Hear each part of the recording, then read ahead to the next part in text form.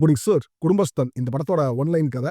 மணிகண்டன் ஒரு middle class குடும்பஸ்தன். அவருக்கு நெறைய ஃபேமிலி ரெஸ்பான்சிபிலிட்டீஸ் இருக்கு. ஒய்ஃப் கன்சீவ் ஆறாங்க. நெறைய செலவுகள் வரும்னு எதிர்பார்க்கிறாரு. அவங்க அப்பா வீட்ட ரிப்பேர் பண்ணணும்னு ஒரு பட்ஜெட் போடுறாரு. இந்த மாரி ஒரு பெரிய லிஸ்ட்டே இருக்கு. ஆனா மணிகண்டன் அவரு ஜாப்ல வந்து புரமோஷன் வரப்போது, சம்பளம் கூட போகுது. இந்த பிரச்சனைகள்லாம் சரியாக போகுதுன்னு நம்பிட்டு இருக்காரு. ஆனா ஜாபுக்கே ஒரு ஆப்பாயிருது. அதுக்கப்புறம் நடக்கக்கூடிய பிரச்சனைகள் தான் இந்த படத்தோட கதை. ரொம்ப நாளைக்கு அப்புறம் ஒரு ஃபேமிலி ஜானர்ல அந்த செட்டப்ல ஒரு படம். இந்த பழைய வி.சேகர் படம் இருக்கு இல்லையா? கூடி வாழ்ந்தால் கோடி நன்மை. அந்த மாரி ஒரு குடும்பம், அதுல உள்ள ஒரு பிரச்சனைகள், அதாவது வரவு செலவு பணத்த வச்சு வரக்கூடிய பிரச்சனைகள். இந்த கான்செப்ட்ல ஒரு படங்கிறதே ரெஃப்ரெஷிங்கா இருந்துச்சு. மணிகண்டன் அவர் ஒரு நவீன பாக்யராஜாவே மாறிட்டு இருக்காரு. அவருடைய சாய்ஸ் ஆஃப் ஃபிலிம்ஸ்லாம் அப்படிதான் இருக்கு. இந்த படத்திலயுமே சூப்பரா பெர்ஃபார்ம் பண்ணியிருந்தாரு. அதுவும் அவர் தனக்கு தானே தனியா பேசிக்கிற சீனா இருக்கட்டும், வைஃப் வயித்துல உள்ள குழந்தைட்ட அவர் பேசுற மாரி சில காட்சிகள் இருக்கும். அந்த சீன்லலாம் சூப்பரா ஸ்கோர் பண்ணியிருந்தாரு. படத்துல ஹஸ்பண்ட் ஒய்ஃப் ரிலேஷன்ஷிப்ப வந்து சூப்பரா போர்ட்ரே பண்ணியிருந்தாங்க. பல காட்சிகள்ல வந்து புருஷன் பொண்டாட்டினா இப்படி தான்டா இருக்கணும் அப்படிங்கிற மாரி ஒரு தாக்கத்த ஏற்படுத்தியிருந்தாங்க.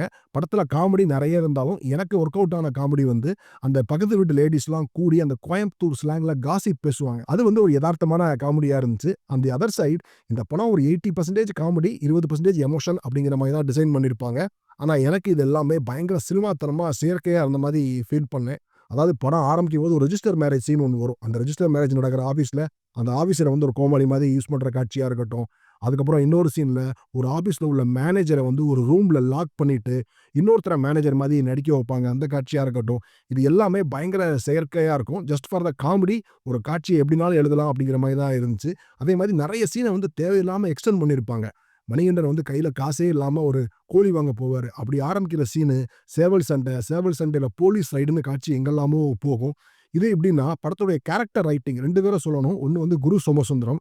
அவருக்கு வந்து வெளிநாடு போறதுக்கு, சைனா போறதுக்கு ஒரு ஆப்பர்ச்சுனிட்டி வரும். இந்த மாரி வெளிநாடு போறவங்க அந்த மொழிய கத்துக்குவாங்க. இவரு அது மட்டும் பண்ணாம, வீட்ல நூடுல்ஸ் மட்டும் தான் சாப்பிடுவாரு. வீட்ல எல்லாரையும் அதான் சாப்பிடணும்னு ஃபோர்ஸ் பண்ணுவாரு. இந்த மாரி பல கோமாளித்தனங்கள் பண்ணுவாரு. அதாவது அது 1, 2 சீன் காமெடிக்காக வச்சிருந்தா பரவால்ல. அப்படியே பயங்கரமா அத எக்ஸ்டெண்ட் பண்ணியிருப்பாங்க. குரு சோமசுந்தரம் ஒரு அட்டகாசமான ஆக்டர். ஜெய் பீம் மாரி ஒரு இன்டென்ஸான ரோல்ல பண்ண வேண்டிய ஆக்டர வந்து சோட்டா பீம் மாரி யூஸ் பண்ணியிருந்தாங்க. அதுவும் கடைசில அவர் திருந்துற மாரி ஒரு சீன் வரும். அந்த சீன்லாம் இந்த YouTubeல சின்ன பசங்களுக்கான மாரல் ஸ்டோரீஸ் இருக்கும்ல, அதுல கெட்டவன் திருந்துவான்ல, அந்த மாரி ஒரு காட்சியா இருந்துச்சு. மணிகண்டனுடைய அம்மா. அந்த அம்மா எப்படின்னா, மணிகண்டன் ஒரு சீன்ல வந்து வாழ்க்கையில ரொம்ப உடைஞ்சு போய் சாப்பிட்டுட்டு இருப்பாரு. அழுதுகிட்டே சாப்பிட்டுட்டு இருப்பாரு. அந்த அம்மா அங்கேருந்து வந்து தட்ட புடுங்கிட்டு, "உனக்கெல்லாம் சாப்பாடு ஒரு கேடா?" அப்படின்னு தட்ட புடுங்கிட்டு போயிருவாங்க. உலகத்துல எந்த அம்மா அப்படி இருப்பாங்கன்னு தெரியல. அந்த அம்மாவுடைய கேரக்டர் ரைட்டிங்கே ஒரு மாரி இந்த தூள் சொர்ணக்காவுடைய ஸ்டெப் மதர் மாரியே ஒரு ஃபீல் வந்துச்சு. படத்துல ஒரு எமோஷனல் கனெக்ட்டே இருக்காது. மணிகண்டன் வந்து ஒரு சீன்ல ஒரு பாத்ரூம்ல போய் ஒளிஞ்சுக்குவாரு. கடன்காரன்கிட்டேருந்து தப்பிக்கிறதுக்காண்டி. அந்த பப்ளிக் டாய்லெட் பயங்கரமா கப்படிக்கும். வேற யாரும் உள்ள வரவே முடியாது. அப்போ அந்த சீன்ல அவர் மேல நமக்கு ஒரு சிம்பத்தி வரணும் இல்லையா? மணிகண்டன் அஸ் அ ஆக்டரா படம் ஃபுல்லா அவர என்ஜாய் பண்ணுவோம். ஆனா அந்த கேரக்டர் மேல ஒரு கனெக்ட்டோ, ஒரு சிம்பத்தியோ படத்துல பெருசா வரல. அதே மாரி செகண்ட் ஹால்ஃப்ல வரக்கூடிய ஒரு பேக்கரி சீக்வென்ஸ் ஒண்ணு இருக்கும். அதுவுமே நம்புற மாரி இருக்காது. அதாவது நம்ம வந்து ஒரு காமெடி படம் பார்க்குறோம்னா, எல்லா காமெடி படத்தையும் லாஜிக் எதிர்பார்க்க போறதில்ல.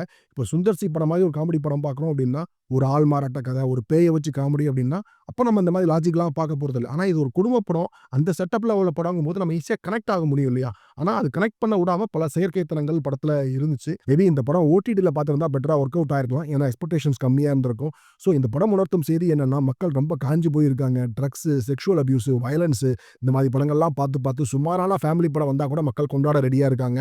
அப்படிங்கும்போது விசு, டிபி கஜேந்திரன், வி.சேகர் இவங்கள மாரி ஒரு நல்ல தரமான, எதார்த்தமான காட்சிகள் கொண்ட ஃபேமிலி படங்கள் வந்தா மக்கள் ரொம்பவே கொண்டாடுவாங்க. இந்த படம் ரொம்பவே சுமாரான, ரொம்ப ஒரு சினிமாத்தனமான படம் தான். நாட் அ பேட் வாட்ச் அப்படின்னு வேணா சொல்லலாம். பாய்.